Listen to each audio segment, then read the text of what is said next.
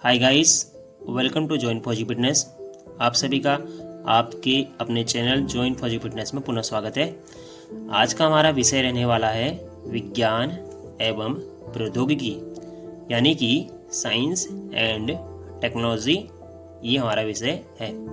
इस विषय पे एग्ज़ाम में किस तरह के प्रश्न आते हैं इसे यहाँ हम जानने वाले हैं। नीचे जितने भी हमने प्रश्न कवर किए गए हैं ये सभी प्रश्न उस तरह के प्रश्न हैं जो एग्जाम में बार बार पूछे जाते हैं।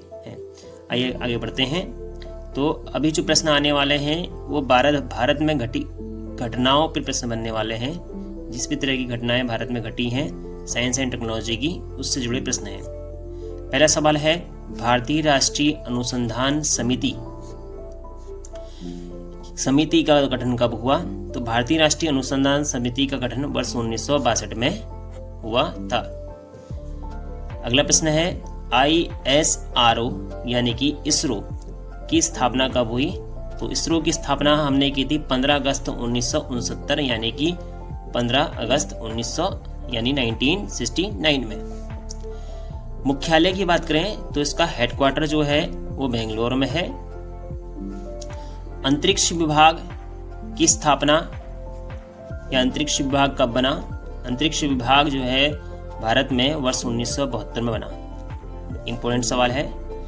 अगर पूछे कि ISRO के अध्यक्ष कौन है वर्तमान में, तो वर्तमान 2023 के अंदर हम बात करें तो 2023 में वर्तमान में इसके जो अध्यक्ष हैं वह हैं S सोमनाथ।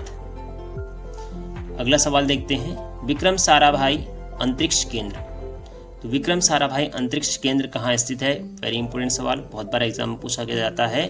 त्रिवेंद्रपुरम में यह स्थित है। सबसे पहले हम बात करते हैं इसरो क्या कार्य करता है। इसरो जो है भारतीय अंतरिक्ष क्षेत्र के अंतर्गत जो है कृत्रिम उपग्रहों को जो है अंतरिक्ष में छोड़ने का कार्य करता है। तो कृत्रिम उपग्रह जो है यहाँ से छोड़े जाते हैं, जिसे हम सैटेलाइट भी कहते हैं। ठीक है, आगे बढ़ते हैं। देखिए, इस क्रम में अगर हम बात करें तो आर्यभट्ट भी एक कृत्रिम सैटेलाइट है। आर्यभट्ट जो ये नाम है ना, आर्यभट्ट ये जो नाम है ये कृत्रिम सैटेलाइट है जिसको भारत ने प्रथम बार छोड़ा था। प्रश्न पूछेगा भारत द्वारा छोड़ा गया पहला उपग्रह को अंग्रेजी में सैटेलाइट कहते हैं। तो पहला उपग्रह उसका नाम है आर्यभट्ट। अगला प्रश्न ऐसे भी पूछ सकता है, भारत का प्रथम उपग्रह आर्यभट्ट कब छोड़ा गया? वर्ष 1975 में। प्रश्न ये भी बन सकता है कि भैया भारत का पहला उपग्रह आर्यभट्ट कहाँ से छोड़ा गया? तो सोवियत संघ यानी कि रूस के बेकानूर अंतरिक्ष केंद्र से, क्योंकि इस समय 1975 में भारत के पास जो मिसाइल होते हैं जिससे हम छोड़ते हैं वो तकनीकी नहीं थी। तो बाद में जो है ये जो आर्यभट्ट है हमने रूस के संयोग से छोड़ा है। सैटेलाइट हमारा है और वहां से हमने छोड़ा है। अगला प्रश्न देखते हैं, अंतरिक्ष में जाने वाले प्रथम भारतीय पुरुष कौन है? प्रश्न अगर ये आता है तो आपने टिक मारना है राकेश शर्मा। राकेश शर्मा अंतरिक्ष में जाने वाले पहले भारतीय हैं। किस सन में पूछे तो वर्ष 1984 में यह भारत से अंतरिक्ष में गए। अगला सवाल ये पूछ ले भैया, पुरुष की जगह पूछ ले महिला, तो प्रश्न ऐसा आएगा, अंतरिक्ष में जाने वाली प्रथम भारतीय महिला कौन है या कौन थी? तो पहली भारतीय महिला जो अंतरिक्ष में गई थी वो थी कल्पना चावला। ये घटना 2003 की है।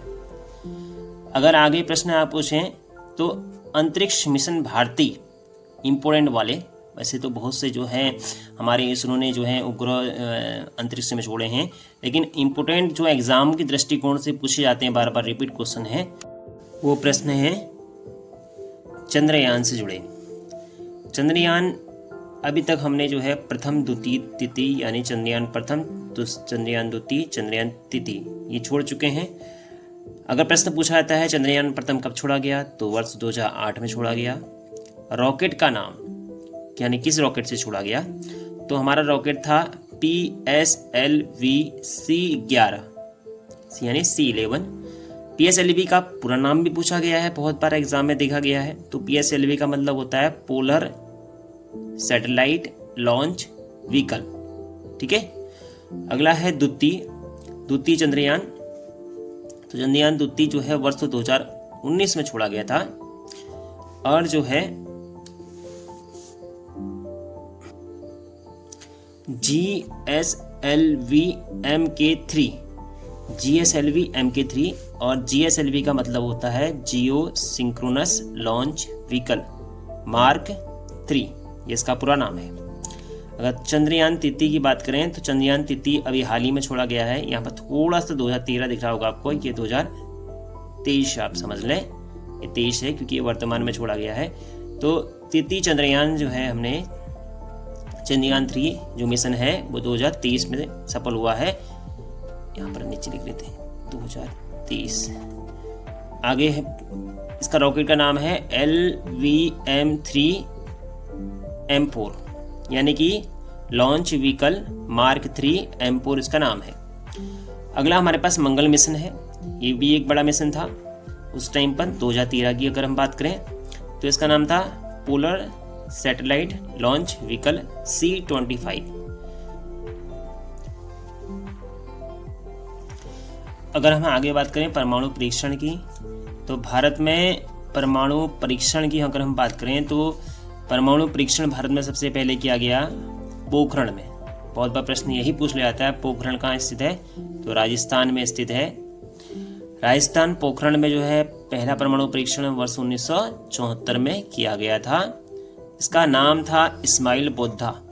प्रश्न बार बार रिपीट होते हैं, देखिए पूछा जाता है कि पहला परमाणु परीक्षण पोखरण 1974 में कहाँ के किस नाम से किया गया, तो इसका नाम था इस्माइल। कहाँ के किस नाम से किया गया, तो इसका नाम था इस्माइल बोद्धा।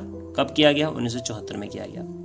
अगर अगले की बात करें तो 1998 में भी एक परमाणु परीक्षण हुआ था राजस्थान पोखरण के अंदर ही। इसका नाम है शक्ति 98। तो शक्ति 98 हमने ये परमाणु परीक्षण किया था। और इस परमाणु परीक्षण में जो सफलता का श्रेय जाता है वो हमारे 3 वैज्ञानिकों को जाता है। इनका नाम है R चिदम्बरम, APJ अब्दुल कलाम, अनिल काकोदकर, ये इनके नाम है। आगे देखते हैं भारत का पहला परमाणु विद्युत संयंत्र यानी परमाणु एटम से विद्युत बनाने वाला संयंत्र। तो ऐसा जो हमारा संयंत्र है सबसे पहला भारत का, उसका नाम है तारापुर। अब तारापुर कहाँ है, बहुत बार अगर बच्चों के मन में ही आए तो तारापुर महाराष्ट्र में है। और इसकी जो हमने स्थापना करी थी वो अमेरिका के सहयोग से की थी।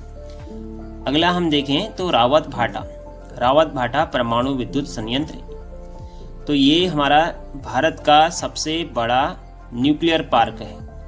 प्रश्न पूछेगा भारत का सबसे बड़ा न्यूक्लियर पार्क कौन सा है, तो रावत भाटा। ये रावत भाटा भी राजस्थान में पड़ता है, इसे ध्यान रखना है आपने।